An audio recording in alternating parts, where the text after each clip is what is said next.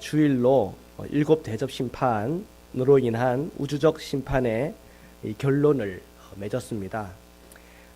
그리스도인은 오늘 예수 그리스도를 마음에 영접하고 주님의 손을 꼭 붙잡고 살아가는 저희는 멸망의 길로 가는 게 아니라 우리는 생명의 길로 갑니다. 아멘. 그래서 요한계시록을 우리가 읽고 묵상할수록 주님이 더 분명하게 나타나고 오늘 우리 그리스도인이 살아가야 될 길이 무엇인지에 대한 분명한 영적인 눈을 열어줍니다. 우리가 요한복음의 말씀을 인용하면서 우리 그리스도인은 생명의 길, 또한 구원의 길, 은혜의 길로 간다는 것을 우리가 분명히 확인을 하였습니다.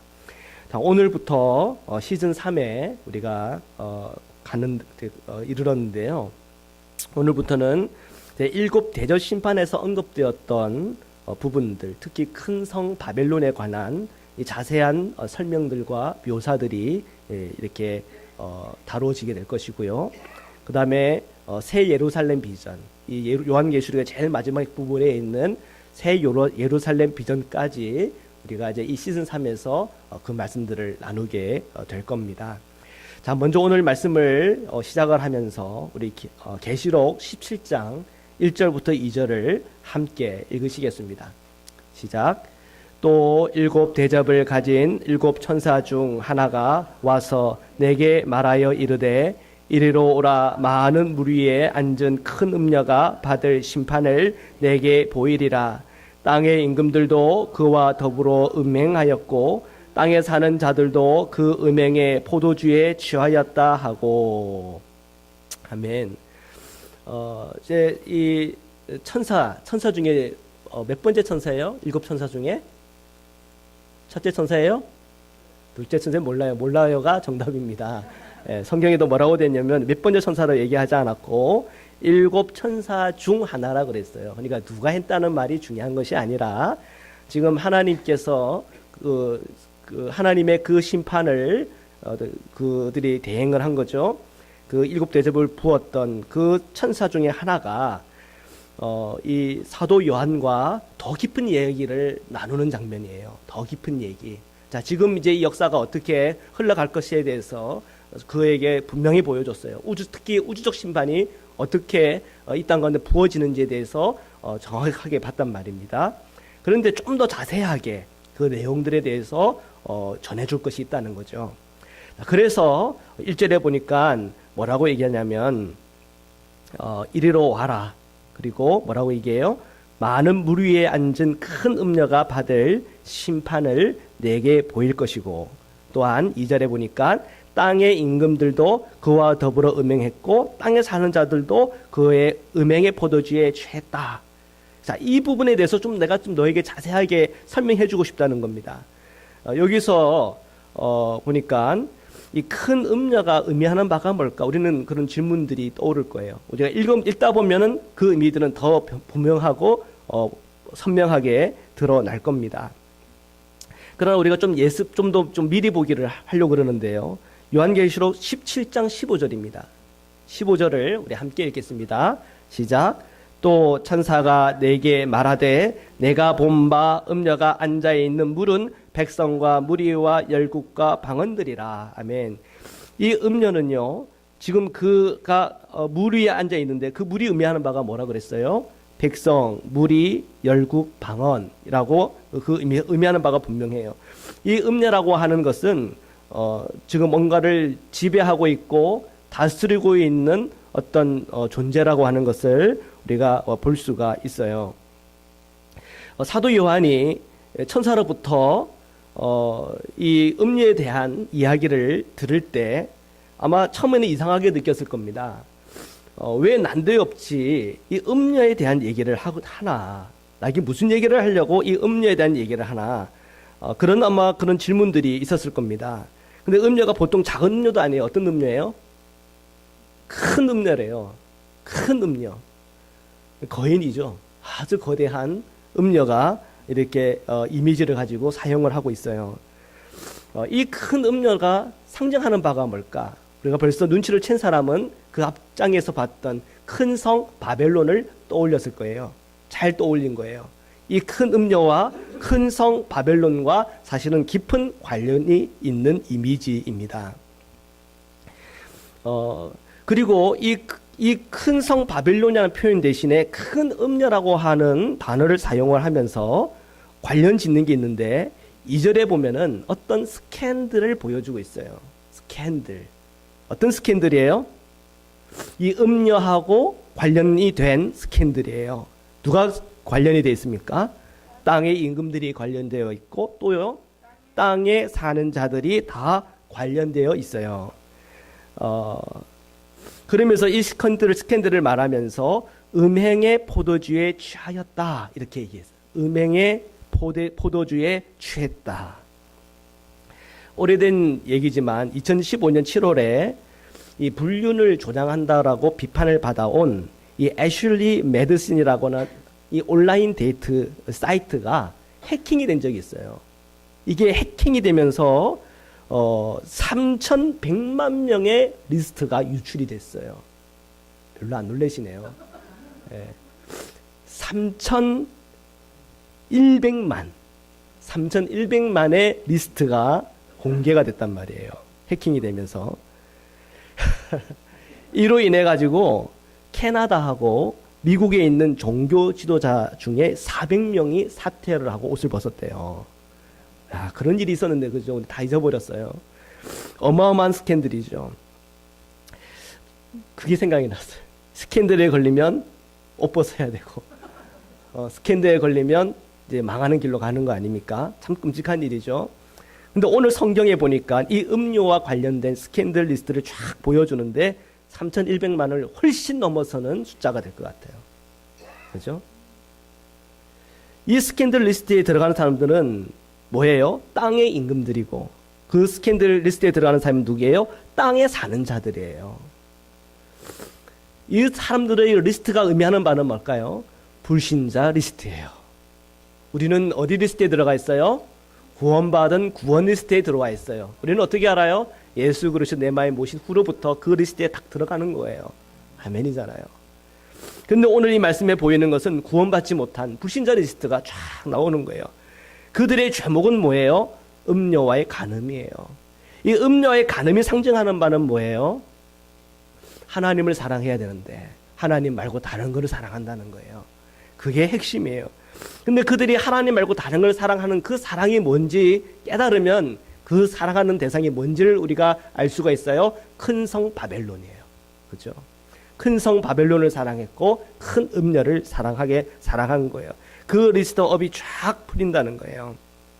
그들은 음행의 포도주에 취해서 그들은 하나님을 알지 못하고 그저 취한 상태에서 영적인 분별 없이 이 세상의 불신의 삶을 살아가는 사람들이에요. 그들의 명단이 쫙 이렇게 펼쳐지는 겁니다. 자, 그리고 우리가 17장 3절로 가는데요. 우리 함께 읽겠습니다. 시작. 곧 성령으로 나를 데리고 광야로 가니라.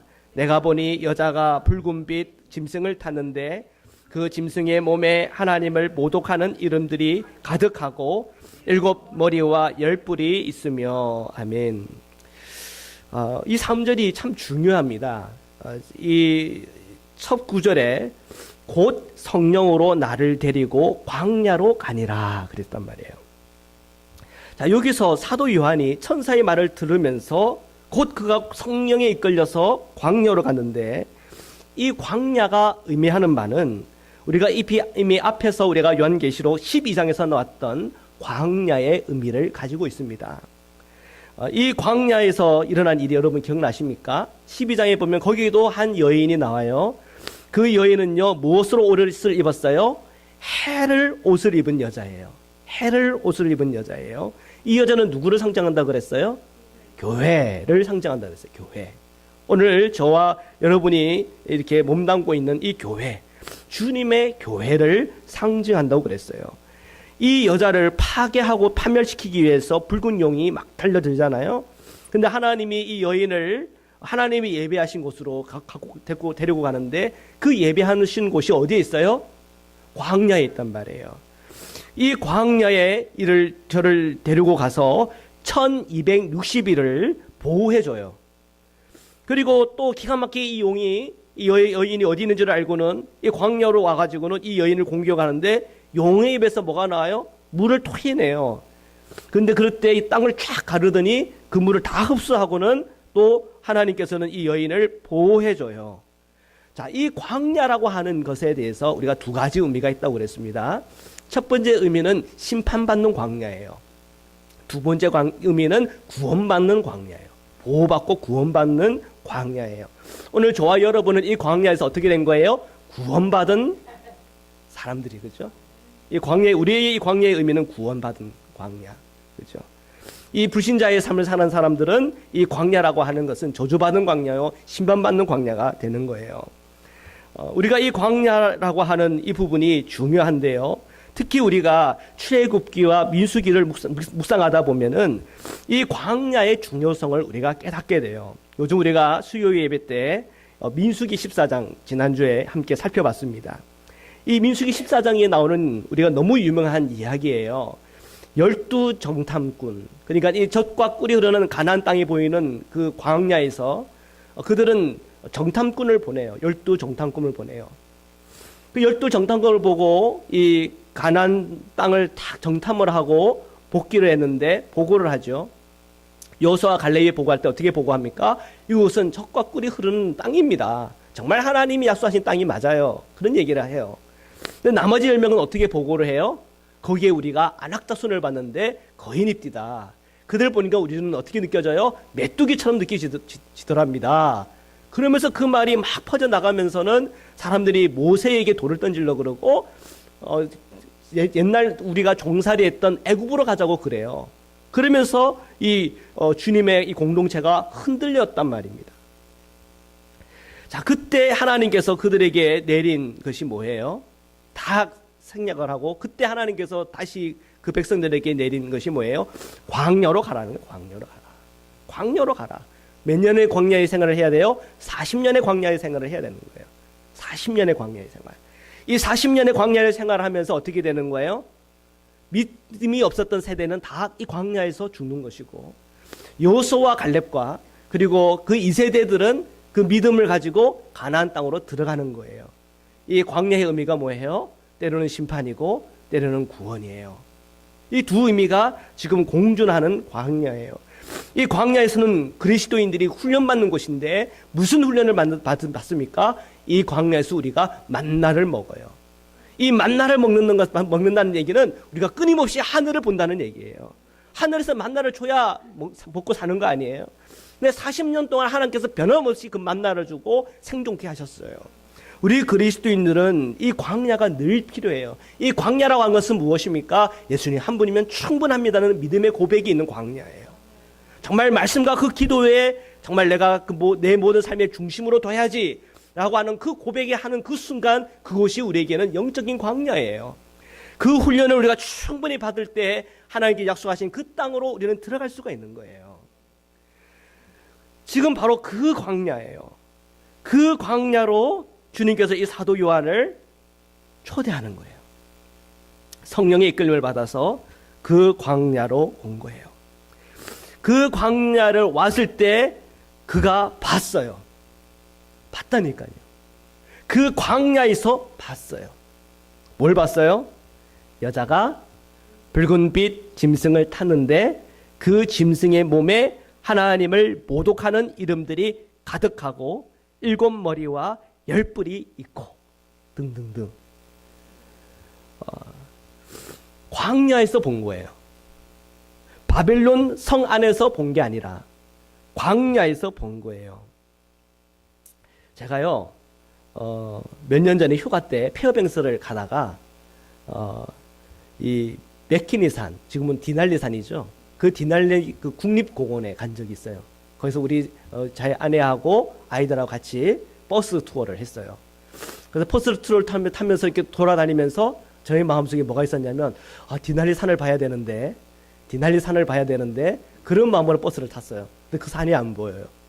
근데 뭐 이런 양도 보고 곰도 보고 막 이것저것 다 봤는데 디날리 산을 못 보고 내려온 거예요. 그래서 마음이 너무나 아파가지고 휴가 끝나고 나서 이제 사람들하고 얘기를 하는데 지금 제가 버스 타고 돈 데가 디날리 산이라는 거예요. 세상에. 왜 제가 디날리산을 못 봤습니까? 너무 크니까. 그 디날리산이 딱 붙어가지고 제가 다 그거 보면서도 이게 디날리산인 줄은 모르고, 그때는 또 영어도 짧았고 상식도 없었던 것 같아요. 그러니까 뭐 그냥 뭐 곰도 보고 뭐 양도 보고 했는데 디날리산을 못 보고 왔다고 참 실망했는데, 사실 내가 디날리산을 보고 그걸 그 가까이서 보고 온 거더라고요. 그런데 몰랐어요. 디날리산을 전체를 보려면 어디로 가야 돼요? 터키나 가면 된다면서요? 예, 터키나에서 이렇게 날씨 돋대 보면 디날리산의 전체가 보인대요. 우리가 가까이 있을 때는 안 보이지만 멀리 떨어져 있을 때 보이는 게 있어요. 우리가 이 바벨론, 큰 성 바벨론 성이라고 하는 이 세상 속에 들어있을 때는 이 세상이 잘 안 보이는데, 광야로 나왔을 때는 이 세상이 뚜렷하게 보이는 거예요. 이 광야가 곧 교회예요. 광야가 곧 우리의 기도의 자리요. 이 광야가 곧 우리가 말씀을 묵상하는 자리예요. 우리가 그 광야로 나올 때 이 세상의 모습이 선명하게 보이는 거예요.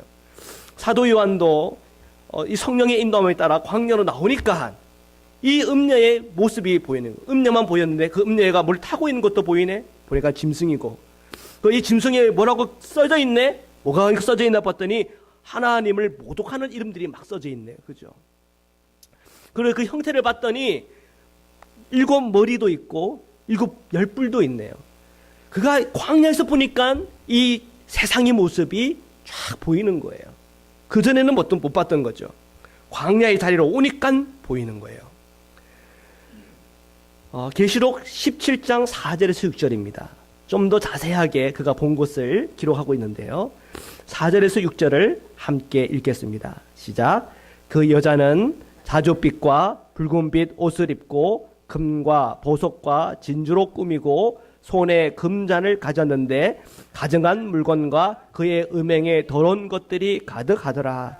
그의 이마에 이름이 기록되었으니 비밀이라, 큰 바벨론이라, 땅의 음녀들과 가증한 것들의 엄이라 하였더라.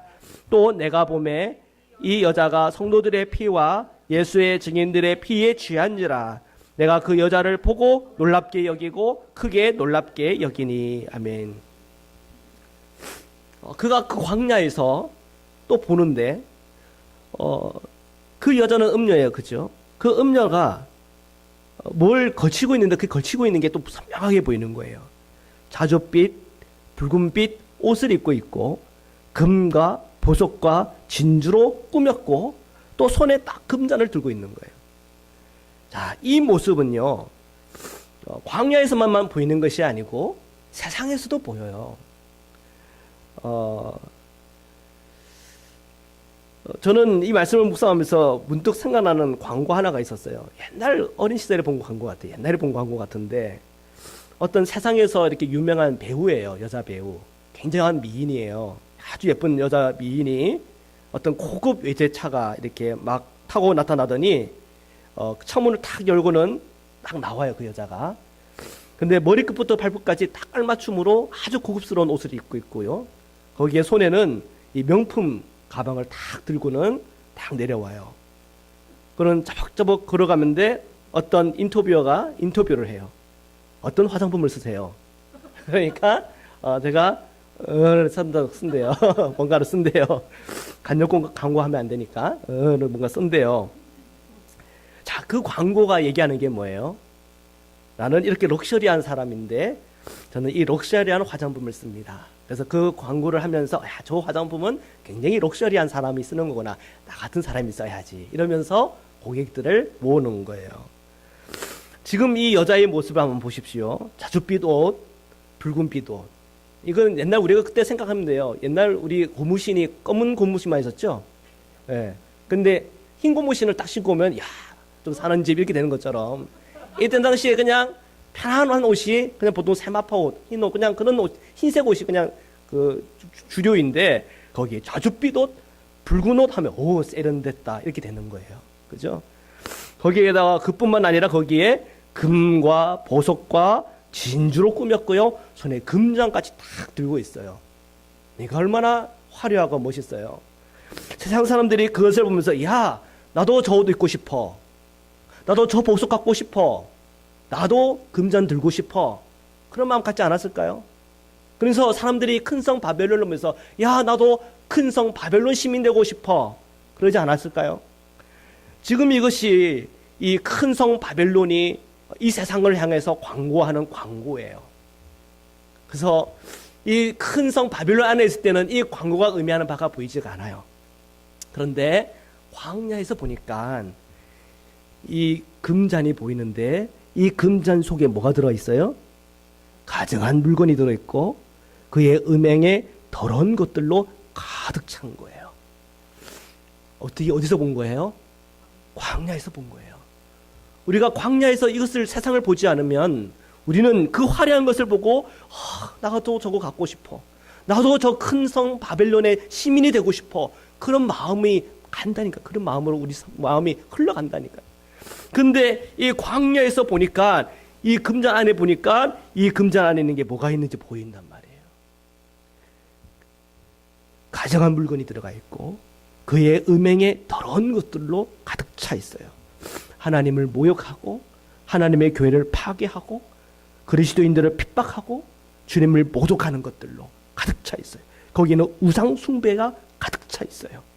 여기 말씀에 더러운 것들이 가득 찼다 그랬는데 우리가 16장에서 이미 봤듯이 이 더러운 영에 대한 얘기가 나오는데 이 더러운 영은 어디서 나와요? 용의 입에서 나오고 또 짐승의 입에서 나오고 또 거짓 선지자들의 입에서 나오잖아요. 그래서 그 나오는 것을 더러운 영이라 그랬단 말이에요. 이 더러운이라고 하는 이 표현이 또 여기서 사용되는데 뭐라고? 더러운 것이라는 데 사용되어 있어요. 이것은 그 금잔 안에 있는 더러운 영과 그 더러운 영과 관련된 우상 숭배를 말하고 있는 거예요. 이 어마어마한 영적인 어둠에 대해서 우리가 광야에서 보지 않으면 안 보여요. 이 세상 속에서만 세상 살이하는 데만 그냥 빠져 살아다 보면은 이 어마어마한 영적인 부분에 대해서 안 보인다니까요. 근데 광야에서 보면 보여요. 우리는 성령의 인도함을 받아서 광야의 자리로 나갈 필요가 있어요. 그 광야의 자리는 반복되는 얘기지만 교회요, 말씀 보는 자리요, 기도하는 자리예요. 결국 우리는 주님의 말씀을 통해서 알아요. 이 큰 성 바벨론은 결국은 망할 것이다. 완전히 망할 것이다. 우리는 알아요. 그러나 그 안에서 사는 사람들은 그걸 몰라요. 그냥 그거 갖고 싶은 거 갖고 싶고 열심히 해서 노력해서 그걸 가지면 되는 거고 그것을 가지는 과정 속에서 우상 숭배하고 하나님과 멀어지고 하나님과 적대적인 관계가 되고 또 영적으로 완전히 망할 그런 길을 걸어간다는 것을 완전히 모른 채 그들은 완전히 취해서 그들은 그 세상살이를 해간단 말이에요. 전에도 뭐 얘기한 것 같아요. 대형교회에 사모님들 모여서 대화할 때 영적인 대화, 정말 우리가 이 땅과 나라를 위해서 기도하는 그 기도의 제목 가지고 나누는 게 아니라 아니 우리가 무슨 명품 가방을 샀고 어디서 샀고 어떤 쇼핑을 했고 막 그런 거 나누는 이야기 했어요. 이제 안 할 거예요. 이제는 이것도 뭐 제가 몇 년 전에 했던 얘기인데 이제는 안 하리라고 저는 믿어요. 그런데 이상하죠. 목회자 아내도 주님께 완전히 이끌리기보다 이 큰 성 바빌론의 이 금잔과 큰 성 바벨론의 그 화려한 옷들과 보석들의 마음이 빼앗길 수 있다는 거예요. 그게 늘 우리에게는 두려움이에요. 목회자들이 모이면 하나님의 말씀을 연구한 것을 가지고 은혜로 나누고 기도를 나누고 그것만 하면 얼마나 좋겠어요. 그런데 막 하다 보면은 정치 얘기하고 교인들 얘기하고 그러다 보면서 또 시간을 보내는 우리의 언어 생활들을 생각하는 거예요. 부끄럽다는 거예요. 제가 부끄럽다는 거예요. 하나님의 말씀을 보면서 저의 부끄러움이 보여요. 요한계시록을 묵상하면서 가슴이 아플 때가 있어요. 이게 아닌 줄 아는데 내가 이것에 대해서 관심 갖고 내 마음을 쏟고 하는 내 자신의 모습이 보이기 때문이에요. 그러니까 성경이에요. 그러니까 성령의 역사인 거예요. 성령의 역사는 죄에 대해 의에 대해 책망하는 거예요. 우리의 어두운 부분들을 보여주는 거예요. 그 보여주는 것마다 그걸 가지고 우리는 어디를 가야 돼요? 예수 그리스도의 십자가로 나가야 되는 거예요. 그 십자가에서 그것을 처리하고 깨끗하게 하는 중에 우리가 온전한 그리스도인의 삶이라는 것에 대해서 더 초점을 맞추고 나아가야 될 줄 믿습니다. 광야에서 섰더니 그 금잔 안에 뭐가 들었다는 게 보여요. 이 영적인 어둠이 보여요.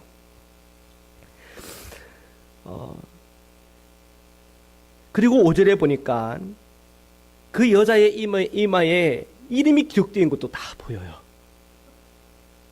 그 이마에 뭐라고 딱 새겨져 있어요? 비밀.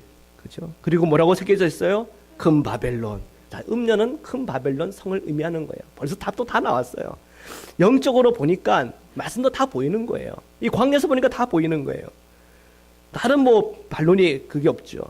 그리고 이 여인이 하는 게 뭐예요? 땅의 음녀들의 뭐예요? 어미래요. 또 뭐예요? 가증한 것들이 뭐예요? 어미래요. 이 음녀의 세상, 이 음녀의 세상에서 계속 생산해내는 것은 뭐냐면 땅의 음녀들을 계속 끊임없이 생산해내고 이 땅에 가증한 것들을 계속 생산해내면서 이 세상이 계속 점점 가증하도록 만드는 거예요. 하나님 보시기에 정말 심판받기에 합당한 세상으로 만들어가는 거예요. 이 어마어마한 음녀를 알아야 우리가 이 세상 속에서 속지 않는 거예요.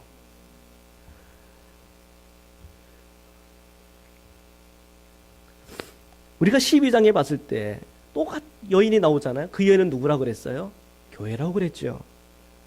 오늘 10장에서도 한 여인이 나와요. 이 여인은 뭐예요? 음녀예요. 큰 성 바벨론이에요. 교회와 반대되는 세상을 얘기하고 있는 거예요. 이 요한계시록은 우리에게 끊임없이 도전하고 있어요. 누구를 너희의 어미로 삼을 것인가? 예수 그리스도의 몸된 교회를 우리의 어미로 삼을 것인가? 아니면 이 세상을 어미로 삼을 것인가? 여러분은 어디에 누가 저와 여러분의 어미가 됩니까? 주님의 몸된 교회가 우리의 어미가 되는 거예요. 주님의 몸된 교회가 우리의 어미라고 한다면 우리는 또 다시 눈을 열어야 될 것이 있는데 우리의 교회가 바벨론의 교회가 아니라 정말 그리스도의 교회가 되어야 된다는 거예요. 우리가 말씀을 묵상하다 보면 이 세상에 있는 교회들이 이 바빌론의 교회가 되고 있는 것도 봐요. 그것은 교회의 세속화와 관련이 돼 있어요. 교회가 세속화되어지고 거짓 영에 붙들리면 반드시 그것은 개혁이 되어야 돼요. 개혁이 안 되면 바빌론의 교회로 거기서 사람들이 많으면 많아서 그 많은 사람들과 함께 큰 성 바빌론이 무너질 때 함께 망하는 교회가 되는 거예요. 끔찍하지 않습니까? 분별해야 돼요. 거짓 선지자의 입에서 나오는 영이 있다는 것도 우리가 분명하게 깨달아야 돼요. 제가요 이번 주에 이 그것이 알고 싶다를 봤어요. 거기에 이 은혜로 교회인가요? 신옥주 목사. 제가 그거 깜짝 놀랐어요. 성경에 타작마당이라고 하는 구절이 있는데 그걸 가지고 마치 교리화해가지고는 진짜 뺨을 때리는 거예요. 깜짝 놀랐어요. 목사님이 사람들 손도 딱 서놓고 앞에서 뺨을 때려요. 그래서 그 죄에 대해서 막 얘기를 하고 재판하면서 또 뺨을 때려요. 아니 어떻게 저럴 수가 있을까? 근데 그 사람만 하는 게 아니라 딸이 엄마의 뺨을, 엄마가 딸의 뺨을 때려요. 아니 성경을 어떻게 보면 그렇게 해서 그가 계시하면서 계시로 받았대요. 그건 철저히 거짓 영에 붙들린 것이요 개구리 소리에 빨려 들어간 거예요. 우리는 기도를 하다가도 미혹당할 수 있다는 것을 분별해야 돼요. 그렇기 때문에 우리는 하나님의 말씀을 알아야 되고 그리고 영적인 도움이 필요한 거예요. 영적인 도움이 필요해요. 우리 혼자 스스로 내가 영적 생활을 하겠다? 그러다가 이런 식으로 붙들리면 이것을 분별해 줄 사람이 없는 거예요. 영적인 공동체가 중요해요. 결국은 이 타작마당 하다가 한 사람이 예배드리다 하나 죽었어요. 그것 때문에 세상에서 이것이 다 폭로가 되어지고 이래서 다 하게 된 거예요.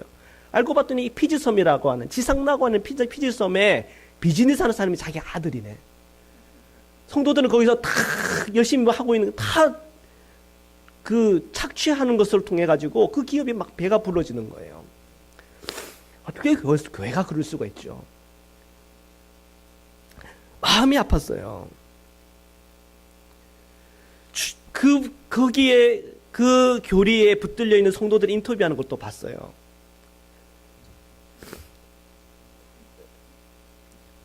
그 교회에서 못 나온대요.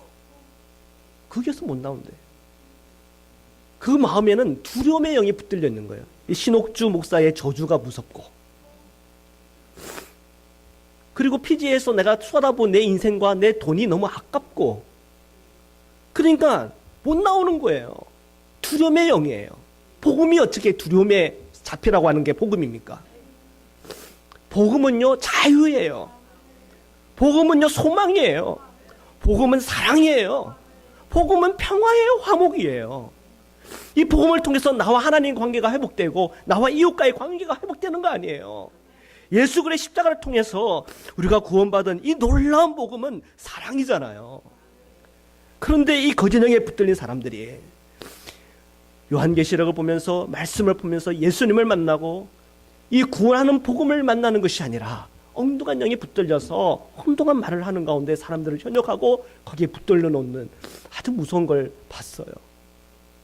우리는 하나님의 이 말씀을 묵상하는 가운데 날마다 깨달아야 돼요. 그 말씀이 오늘 나에게 뭐라고 말씀하는지를 들어야 돼요. 그리고 영적인 지도를 받아야 돼요. 6절입니다. 6절 우리 함께 읽으시겠습니다. 시작. 또 내가 보매 이 여자가 성도들의 피와 예수의 증인들의 피에 취한지라. 내가 그 여자를 보고 놀랍게 여기고 크게 놀랍게 여기니. 그 광야에 섰더니 또 계속 보여요. 이 여자가 성도들의 피, 예수의 증인들의 피에 취했어요.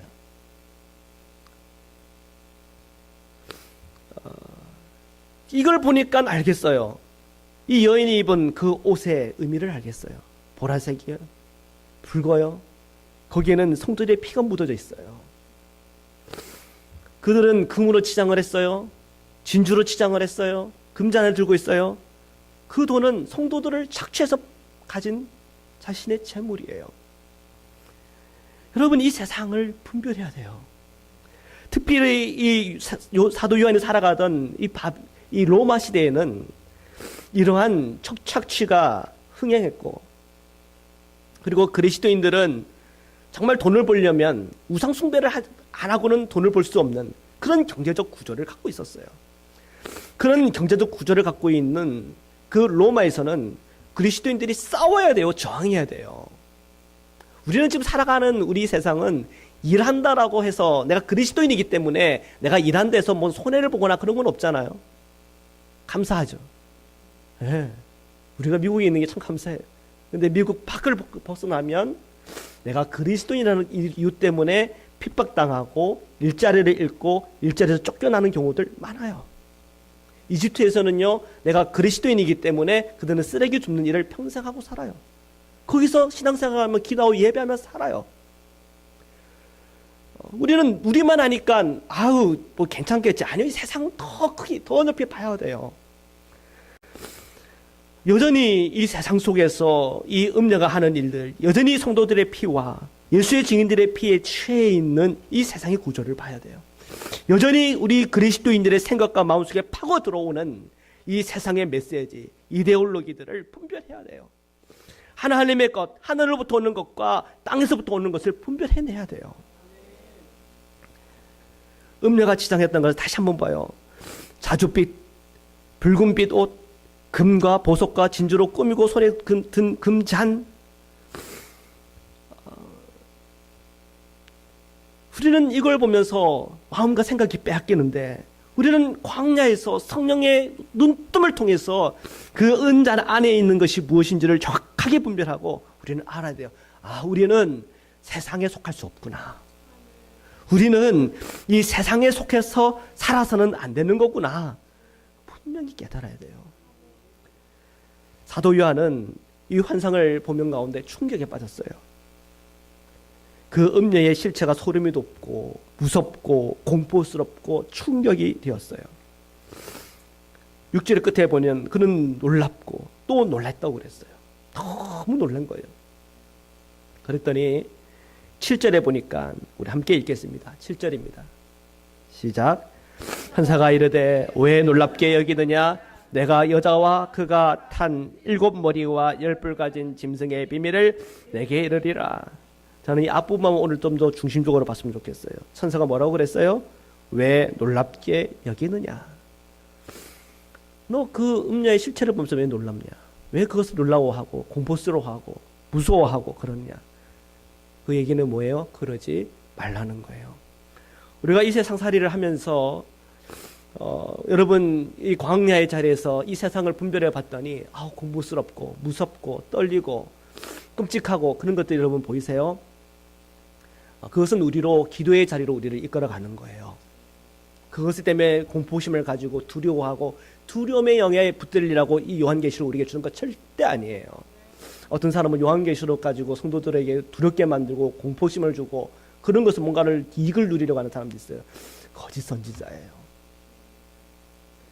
이 요한계시록은 성도들을 두렵게 하는 것이 아니라 이 요한계시록을 통해서 예수 그리스도를 분명히 보고 이 세상을 분명히 분별하라고 주시는 주님의 말씀이에요. 이 천사가 분명하게 얘기하는 거예요. 사도 요한 보니까 놀랍고 무서우니까 아우 끔찍해 무서워 아우 떨려. 그러니까 놀랍게 여기지 마라. 그러는 거예요. 내가 좀 놀랍게 여기고 놀라워하는 거 이것 때문에 내가 이 맛을 주는 거 아니야 이 얘기예요. 우리는 세상을 보는 가운데 우리 눈에 들어오는 사람들이 있어요. 안악자손이고 거인이고 그들을 봤더니 난 메뚜기처럼 느껴지고 나는 못한다고 생각이 들고 내가 그리스도를 산다는 것은 정말 가능성이 없는 얘기야. 어떻게 내가 이 믿음과 신앙 때문에 내가 이런 결정을 할 수 있어. 도무지 결정 못하겠어. 난 그냥 세상의 흐름대로 갈 거야. 그런 사람들은요 이 세상 속에서 안악자손 보고 거인 보면서 내가 이것을 보니까 우리는 메뚜기입니다. 우리는 여기를 내가 나아가지 못하겠고 점령하지 못하겠습니다 하는 이 10명의 정탐꾼, 하나님을 대적했던 그 이스라엘 사람들하고 다를 바가 없는 거예요. 주님은 우리에게 이 말씀을 통해서 이 세상을 보면서 단순히 무섭다 떨리다라고 하는 그런 공포심으로 우리를 이끌어가는 것이 아니에요. 우리에게 믿음으로 이끌어가는 거예요. 믿음으로 이끌어가는 거예요. 이 세상을 보는데 여기에 안악자손이 보이고 거인이 보여. 저들은 우리의 밥입니다. 내가 기도하고 주님 말씀 묵상하는 가운데 돌파하면 충분히 돌파할 수 있습니다. 믿음으로만 나가는 거예요. 이 광야에서 분별한 것 가지고 우리가 세상 속에 들어가면서 그리스도인으로서의 복음을 전하고 그리스도인으로서의 삶을 살아가고 그리스도인으로서의 그 말과 행동과 삶으로 이 땅 가운데 빛과 소금의 역할들, 소금과 빛의 역할들을 감당하는 것이에요. 그것이 오늘 그리스도인의 우리의 본질이요 사명입니다. 우리는 이 세상을 보면서 정확하게 분별해야 돼요. 그렇다고 우리는 이 세상을 떠나 살 수는 없어요. 우리는 땅에 발을 딛고 살아가는 그리스도인이란 말이에요. 그러나 우리가 이 땅 가운데 보여지는 안악자손과 같은 그리고 건과 같은 그런 두려움과 그런 어려움들이 우리에게 다가올 때 우리는 믿음으로 승리하는 승리자가 되시기를 주님의 이름으로 축원합니다. 우리 이 시간 함께 기도드리시겠습니다. 오늘 우리가 다 광야에 있어요. 이 광야는 주님의 만나를 허락하시는 광야예요. 오늘도 우리가 말씀을 통하여 그 만나를 섭취하고 예수 그리스도의 그 몸, 주님의 음료요, 주님의 그 몸으로 우리가 먹는 이 생명의 떡을 오늘 우리가 공급을 받아요. 하나님, 우리가 이 생명의 떡, 이 생명의 음료를 먹으면서 우리가 주님과 동행하고 이 세상을 분별하고 나아가기를 원합니다. 이 세상살이가 너무 힘들고 어렵고 좌절되는 마음이 우리 심령 마음에 몰려들어올 때에도 주님의 손을 꼭 붙잡습니다.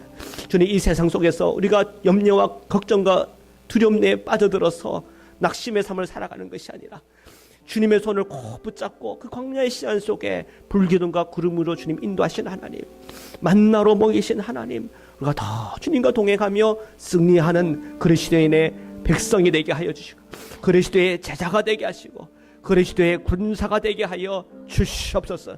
우리가 이 기도의 제목 가지고 함께 기도드리시겠습니다. 살아계신 하나님 감사합니다. 하나님 역사하소서. 하나님께서 우리의 그 모든 심령 마음속에 주님의 그 음성을 듣기를 원합니다.